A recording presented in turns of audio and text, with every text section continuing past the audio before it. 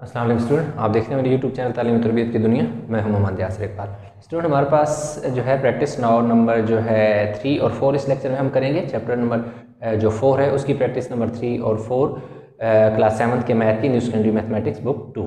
तो अब जो है हमारे पास प्रैक्टिस नाउ नंबर 3, उसके क्वेश्चन नंबर 1 जो है उसने ये दे दिया, क्वेश्चन नंबर 2 जो है वो ये दे दिया। क्वेश्चन नंबर 1 में वो उसने दे दिया कि A B C D A क्या है, रेक्टेंगल है, जबकि उस पर ना एक ई पॉइंट है। यानी आपको ऐसे में आसान अल्फाज से समझाता हूँ। ए ई एक पॉइंट है जिसमें सी डी और यानी सी ई डी यूँ, यानी एक हमारे पास एक इधर एक एंगल बन रहा है और सी डी और D B E D E C E और डी ई इस पॉइंट पर एक दूसरे को कट कर रहे हैं, जबकि डी सी ई जो है 68 दे दिया। ई डी ए या ए डी ई देखें तो ये 51 दे दी, यानी उसने एक एंगल हमें 51 यहाँ दे दिया, ये वाला उसने 68 दे दिया। हमसे पूछ क्या रहा है? हमसे दो चीज़ें पूछ रहा है। एक पूछ रहा है ए ई डी, यानी एक मैं इधर क्वेश्चन मार्क लगा देता हूँ, एक ये चीज़ मैंने फाइंड करनी। दूसरा सी ई डी, इधर भी एक क्वेश्चन मार्क लगा देता हूँ, यानी ये दो चीज़ें जो है ना, असल में मैंने दो एंगल फाइंड करने। एक यहाँ पर एक एंगल मेरा बनेगा और एक एंगल मेरा कहाँ बनेगा, इस पॉइंट पर एंगल बनेगा, यानी ये दोनों एंगल मैंने फाइंड करने हैं। क्वेश्चन नंबर 2 की तरफ बाद में आते हैं, पहले इसको हम सॉल्व कर लेते हैं। अब इसमें हमारे पास क्या है कि सबसे पहले मैं ये वाला एंगल बहुत आसानी से निकाल सकता हूँ। क्यों? कि ये मेरे पास एक राइट एंगल ट्रायंगल बन रही है, जिसको मैं यहाँ बता दूंगा कि इन ट्रायंगल, कौन सी triangle, A E D is A E D, जिसमें मेरे पास एंगल ए जो है वो 90 डिग्री का है। क्योंकि ये रेक्टेंगल है, तो रेक्टेंगल के इन चारों कोनों में जो एंगल होते हैं वो 90 के बन रहे होते हैं। ये सारे एंगल 90 के बन रहे होते हैं। तो इसमें ये 90 का है, ये 51 का है, तो मुझे पता है कि जो सम ऑफ 3 एंगल्स होते हैं वो 180 के इक्वल होता है। तो इसमें मेरे पास measurement angle A, angle B और angle C is equal to 180। ये एम जो मैंने डाला है ये मेजरमेंट को शो करता है, ठीक है। मेजरमेंट, एम से मुराद मेजरमेंट, मतलब कोई भी जो उसकी वैल्यू आएगी ना वो 180। अब इसमें मेरे पास जो ए है वो 90 है, अच्छा sorry, A E D, A E and then D 90 है, और एंगल ई जो है वो मैंने फाइंड करना है, जो एंगल डी है वो 51 है, इज इक्वल टू 180 डिग्री। अब मेरे पास ये दोनों ऐड होके कितना बन जाएंगे, 141 plus measurement angle E is equal to 180 degree. तो इस तरह मेरे पास, अच्छा ये जो है मैं नीचे लिखता हूँ, आपको बताता हूँ।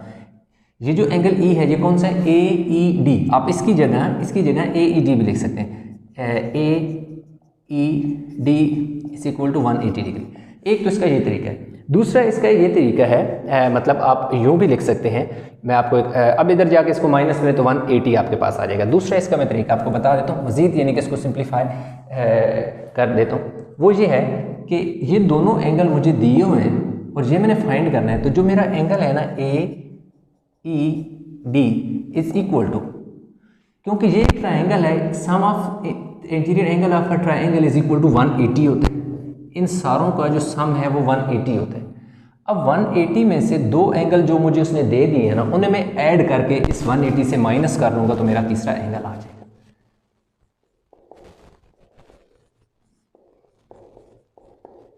Is equal to 39 degree.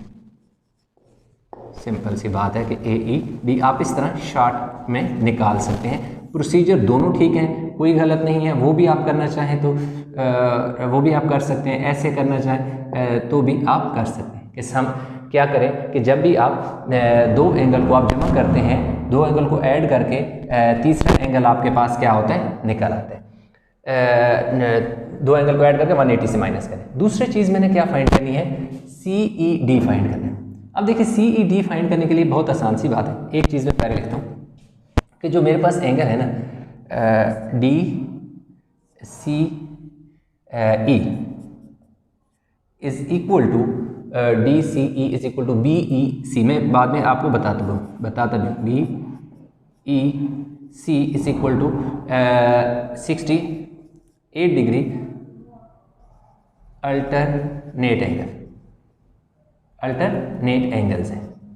अब देखें ये मैं आपको एक्सप्लेन करता हूँ। यहाँ से इधर जाएं और इधर से इधर आएँ तो ये जो बीच में एंगल आता है ये वाला एंगल, इधर से इस तरफ आएँ और इधर से इधर जाएं तो ये वाला एंगल, यहाँ पे जो एंगल है और यहाँ पे जो एंगल है ये दोनों आपस में क्या है, इक्वल है।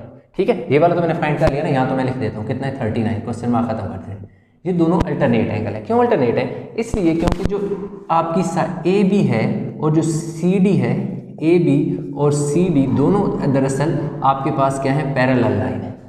अब जब पैरेलल है तो पैरेलल को जब एक ऐसे एक लाइन कट करेगी तो इसलिए उस पर यहाँ पर बनने वाला एंगल और यहाँ पर बनने वाला एंगल अल्टरनेट एंगल कहलाता है।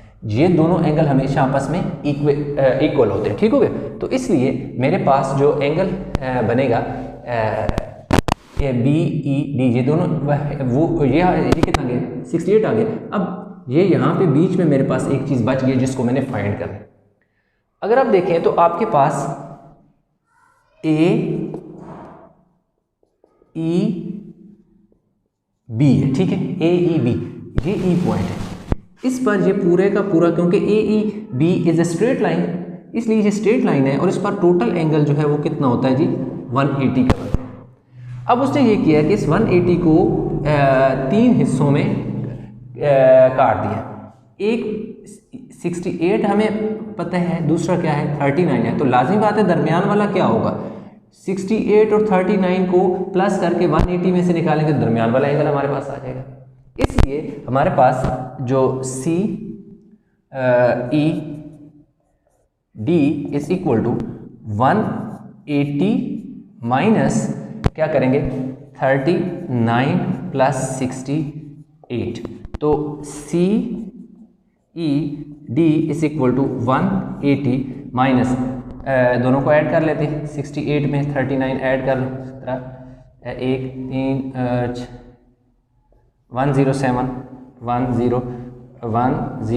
107 तो पीछे कितना बचेगा जी 73 डिग्री। कितना आ जाएगा जी, C E D is equal to 73। कैसे?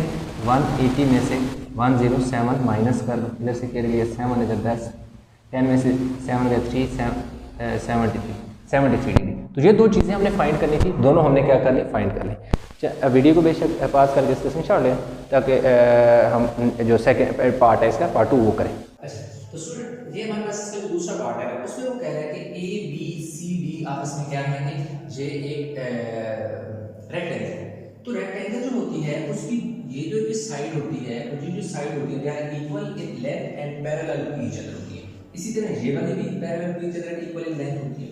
इसलिए जो उसका डायगोनल होता है ना, जैसे ये वाला इसका डायगोनल है और ये वाला इसका डायगोनल है, तो जो डायगोनल होते हैं वो एक जिस पॉइंट पर एक दूसरे को कट कर रहे होते हैं ना, तो जिस जगह को कट करते हैं तो वो जो डायगोनल होता है वो दो बराबर हिस्सों में बढ़ जाता है। यानी बात करने का मकसद ये है कि जो ए सी था, ए सी एक डायगोनल था हमारे पास, जब ये दोनों डायगोनल एक दूसरे को कट किया तो जो ए ई था वो इक्वल हो गया ई सी के, यानी जितना ए से ई तक डिस्टेंस है इतना ही ई से सी तक डिस्टेंस है। इसी तरह अगर मैं बात करूं तो जितना ई से बी तक है, जितना ए से ई से बी तक है इतना ही ई से सी तक है। तो इसका मतलब है कि ये वाली साइड इस साइड की क्या है, इक्वल है। अगर ये दोनों साइड इक्वल है तो इसका मतलब हुआ कि ये एक आइसोसेलेस ट्रायंगल है। अगर मैं इसको बीच में से निकाल लूं ट्रायंगल को, तो ये मेरे पास ई आ जाएगा, ये मेरे पास सी आ जाएगा, ये मेरे पास क्या आ जाएगा बी। यहाँ पर इसका एंगल 63 बन रहा है। तो ये साइड जो इस साइड इक्वल है कि मैं पहले बता दूं मैं कौन सी है ट्रायंगल बी सी ई में ट्रायंगल ले रहा हूं जिसमें मेरे पास क्या है कि बी ई जो है वो इक्वल है सी ई के, दोनों क्या है एक दूसरे के इक्वल है। सो जो एंगल हमारे पास बनेगा एंगल सी वो एंगल बी के इक्वल होगा और वो दोनों कितने होंगे 63 के इक्वल। क्योंकि आइसोसेलेस ट्रायंगल के जो लाइनें आपस में इक्वल इन लेंथ होती हैं उनके नीचे पांव के साथ बनने वाले एंगल आपस में इक्वल होते हैं। ये क्या, क्योंकि ये रूल है, ये दोनों आइसोसेलेस ट्रायंगल है इसलिए ये दोनों एंगल आपस में क्या होंगे, इक्वल होंगे। अब हमारे पास क्या हो गया कि हमने निकालना है एंगल बी ई सी निकालना है। तो बहुत आसान सी बात है, B E C is equal क्योंकि ये पूरी जो ट्रायंगल है इसके तीन जो एंगल होते हैं, sum of integrate angle of a triangle 180 होता है। 180 में से दो एंगल जो है उसने क्योंकि मुझे दे दिए हैं, तीसरा मैंने निकालना है, तो इन दोनों को मैं क्या कर दूंगा 126 आ जाएगा, तो ये मेरे पास 54 डिग्री आ जाएगा BEC। ठीक है, BEC मेरे पास कितना आ गया 54 डिग्री आ गया, ये जो है 54 यानी यहां पर 54। दूसरा जो मैंने फाइंड करना है CDE। अब सबसे पहले मैं ये करूंगा कि मुझे ये वाला एंगल चाहिए। ये वाला एंगल निकालने के लिए मैं क्या करूंगा कि ऐसे रखो कि BCA is equal to 90 minus 63। अभी बात और समझो, क्योंकि ये एक रेक्टेंगल है, इसलिए इसके कोने में जो एंगल बनेगा वो कितने का बनेगा 90 डिग्री का बनेगा। अब ये यूं इस तरह एक 90 डिग्री का एंगल था, उसको कट किया गया, तो उसका ये पार्ट 63 उसने ले लिया, तो दूसरा पार्ट हमें लाजमी बात है इसी 90 में से 63 निकालने तो ऊपर वाला हमारे पास आता है। इसलिए हमने ये काम किया है कि ये जो एंगल है DCA, ये वाला पार्ट कैसे निकलेगा 90 में से ये नीचे वाला पार्ट निकालना, तो 90 में से 63 माइनस करना, 8 10 7 और 27, तो कितना आ गया 27। 63 है, चेक कर ये 63, तो 90 में से हमने कितना निकाला 63, 10 में से 3 है 7, इधर कितने बच गए 8 में से 6 है 2 27। तो अब ये जो है ये वाला कितना आ गया 27। अब आपने देखना कि हमने क्या फाइंड करें CD और E फाइंड करें CDE, तो लास्ट बात है कि CDE जो है हमारे पास कितना आ जाएगा 27 ही आ जाएगा, कितना आ जाएगा 27 ही आ जाएगा CDE। क्यों कि CDE मैं कंफर्म कर लूँ CDE, यस CDE है। अब क्यों CDE आएगा उसकी वजह ये है कि ये देखिए ये वाला मैं बीच में से पार्ट निकाल रहा, ये मेरे पास C है, ये मेरे पास क्या है D है, ये पॉइंट मेरे पास क्या है E है, यहाँ पर कितना है 27 मैंने अभी देखो यहाँ पे भी निकाला है। अब तो ये वाली साइड इस साइड में क्या है पैरेलल है, तो मैं यहाँ लिख दूंगा इन ट्रायंगल कौन सी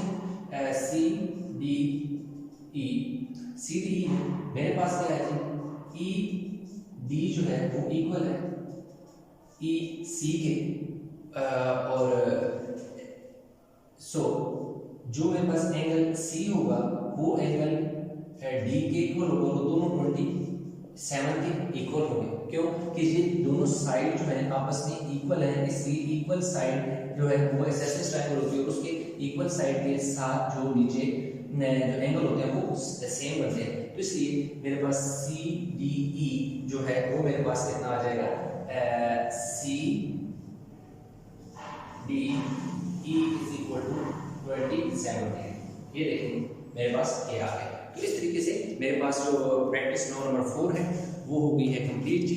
तो आई होप कि लेक्चर समझ आया होगा। वैसे मैंने बस 4 भी इसी में करना था, लेकिन प्रैक्टिस नंबर 4 इसी में करने के लिए बहुत लेंथी हो जाएगा, इसलिए क्योंकि उसके भी 2 पार्ट हैं, तो वो अगले लेक्चर में करेंगे। वीडियो को लाइक करें, शेयर करें, चैनल को सब्सक्राइब नहीं किया तो चैनल को जरूर सब्सक्राइब कर लें। तो इंशाल्लाह मिलते हैं नए लेक्चर के साथ, तब तक अपना बहुत सारा ख्याल रखिएगा। अल्लाह।